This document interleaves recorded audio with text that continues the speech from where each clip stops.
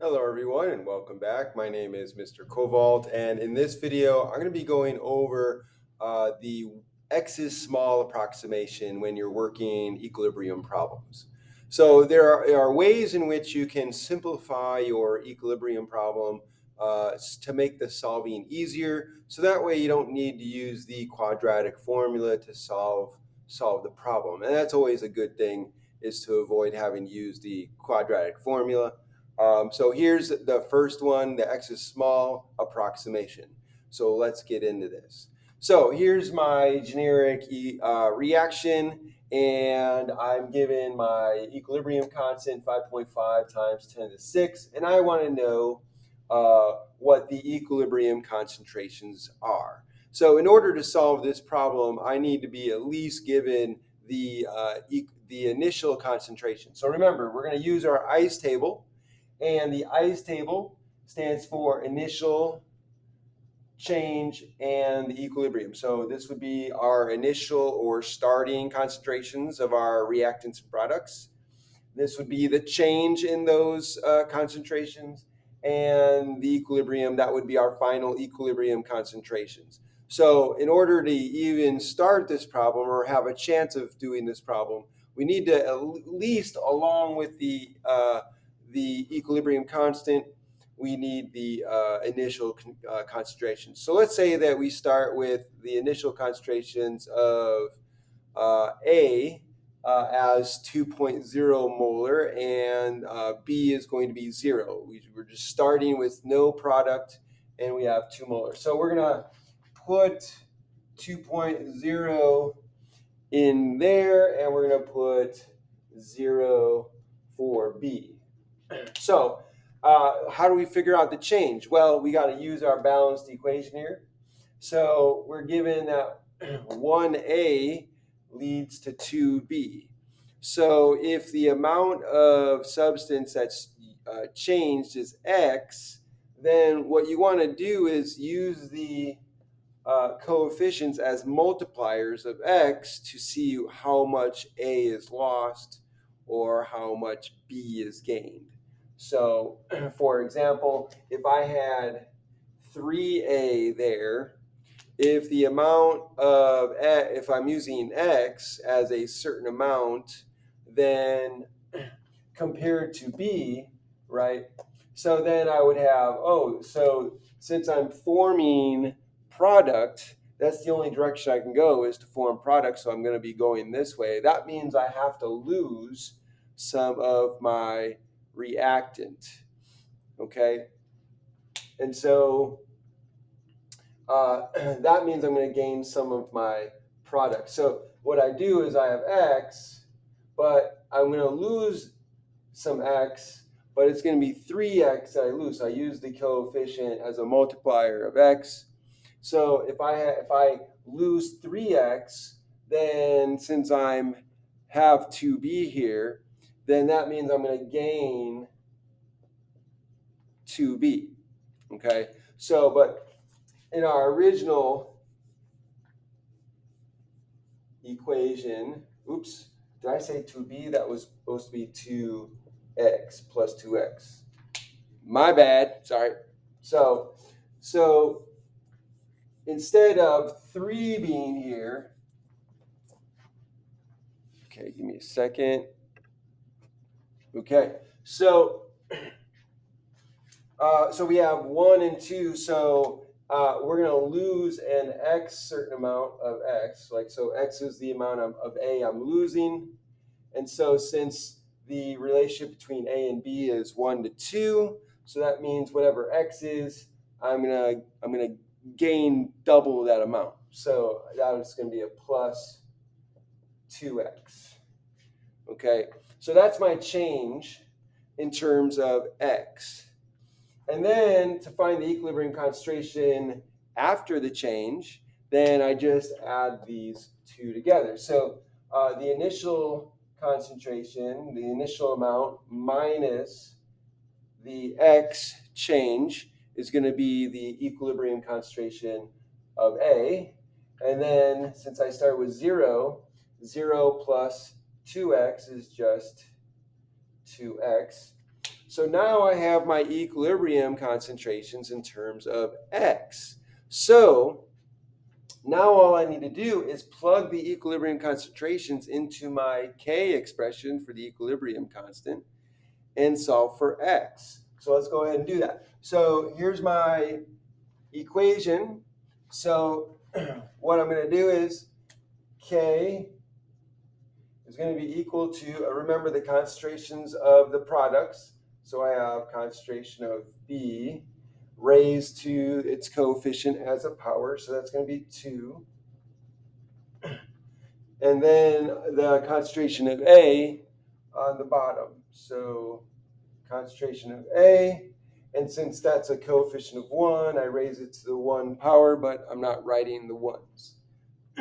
Okay, so now I have my expression. All I have to do is put in the equilibrium expressions here. So this is going to be equal to B. B is 2x. So that's going to be 2x squared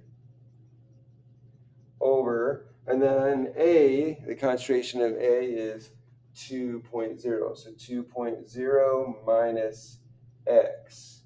And then equal to my K. My K is 5.5 times 10 to the negative 6. So let's put that. So 5.5 times 10 to the negative 6. So now all I need to do is solve for x. So I'm going to solve for x. So here I get, let's see, I have,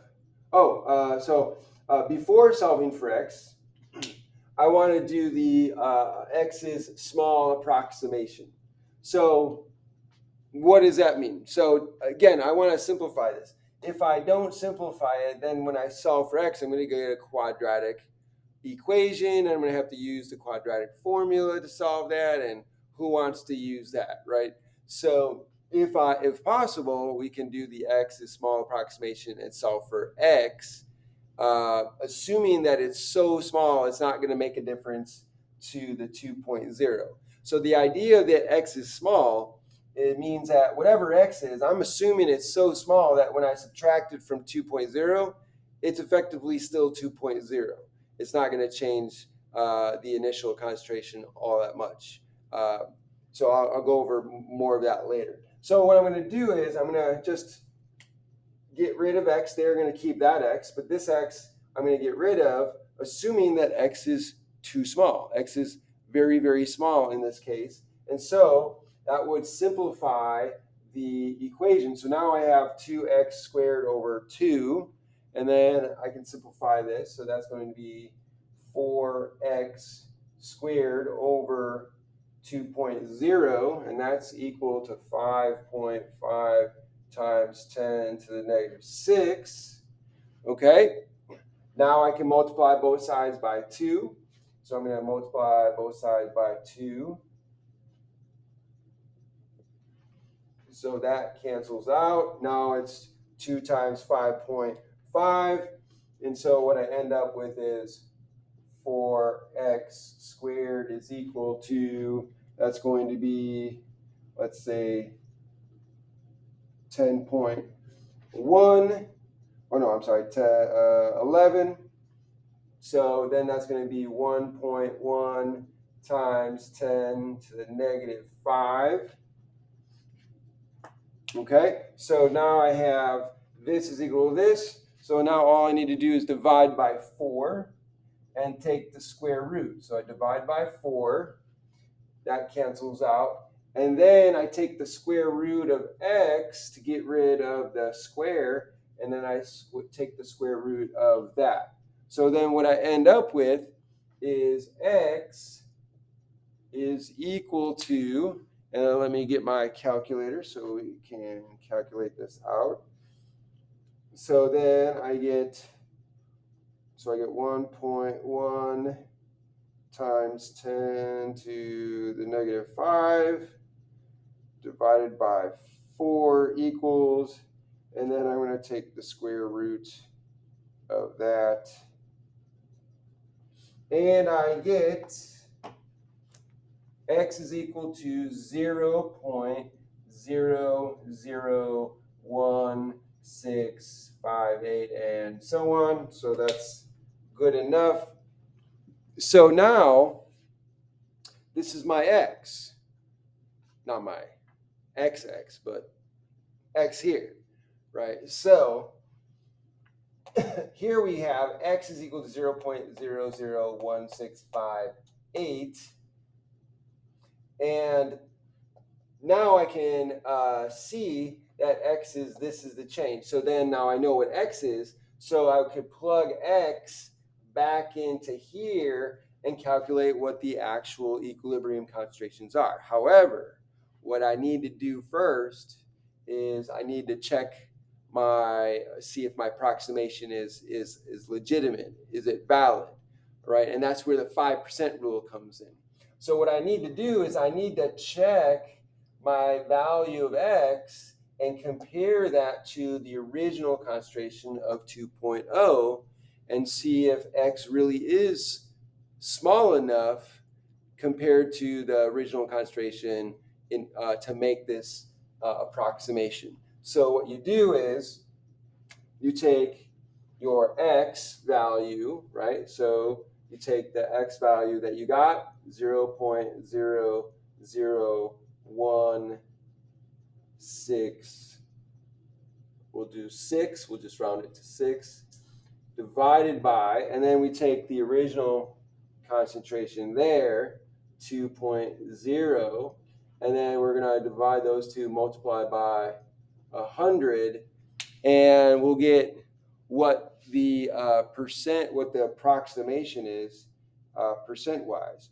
Or we can two ways. So the percent rule says that it should be less than, in order for the x is small approximation to be valid, so it says that the x must be less than 0.005, or the fraction of x compared to 2, or the original amount must be less than, or the same thing, it would be 5%, so 0.05.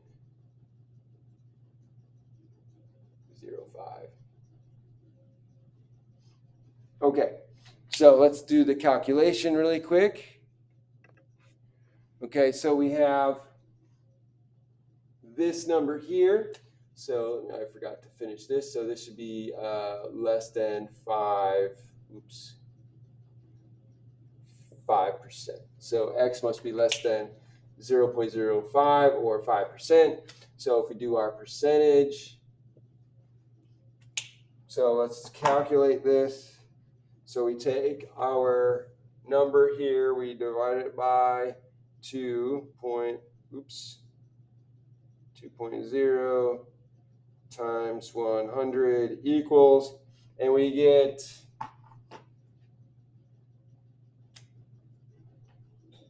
0.082%.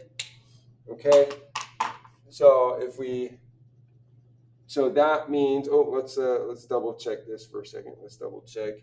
So we have 0.00166 divided by 2 equals, and then we multiply by 100 equals, 0.083, forgot to round, 0.83% for that.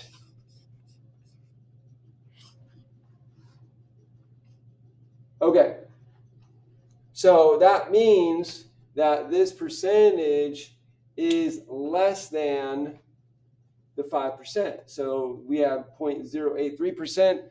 That means that the approximation is valid.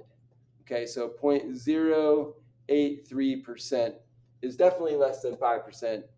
So that means that the approximation works. So now we can go ahead and use x, plug that into our values here for x, and then we can get the equilibrium concentrations. So I'll let you do that so you can figure this out, but I hope this is helpful. There's another way you can understand this, a way to understand why the x is small approximation might be helpful to go over an analogy. So for example, this is like if I step on a bathroom scale, or if I step on a gym scale and I want to check my weight, right? So the scale will read a certain weight, and let's say I figure out, oh wait, I have a penny in my pocket, right? So the penny is so small, right, that even if I take the penny out of my pocket and put it down somewhere, it's not really going to affect the reading of the scale, because the scale is not that precise. It's not that fine-tuned to measure that amount of difference in the weight of my body compared to with or without the penny, right? So unless I have a scale that is very, very precise, the removing of the penny is not going to make a difference to my overall body weight according to the reading of the scale, right? So this is the same thing, right? So if I have X here, right? So if my original concentration is 2, and the change in X is so small that basically it's not going to affect the original concentration as far as significant figures go, then we just assume that, okay, it's going to stay pretty much the same as far as sig figs. So another example would be like if I take, so let's take 3.3 times 10 to the negative 4, right? That's my X. Let's say that's my X. And my original concentration is 1.0, and I subtract that from 1, I get 0.999, let's say 7, we'll move that 7, and so on, right? So there might be a little bit more to that. So let's say then I get this number, but look at the number of sig figs I have. I have 2 sig figs there, I have 2 sig figs there. So I'm only allowed 2 sig figs for my measurement, my final answer measurement. So I'm allowed that, and then I use that 9 to round. What does it round to? It rounds back to 1, which is the original that I had. So this value of X didn't really have an effect on the measurement, basically because of the precision of my original numbers here. So I hope that helps clarify everything. If you enjoyed this video, please like this video. If you like this video, please hit the like button right over here. If you like my channel, please subscribe to the channel. Hit the notification bell right over there, and so that way you can be notified by other videos I put out. Put a comment in the comment section. Let me know what you think, and if you have any questions that I can answer. Thanks for joining me, and have a great day.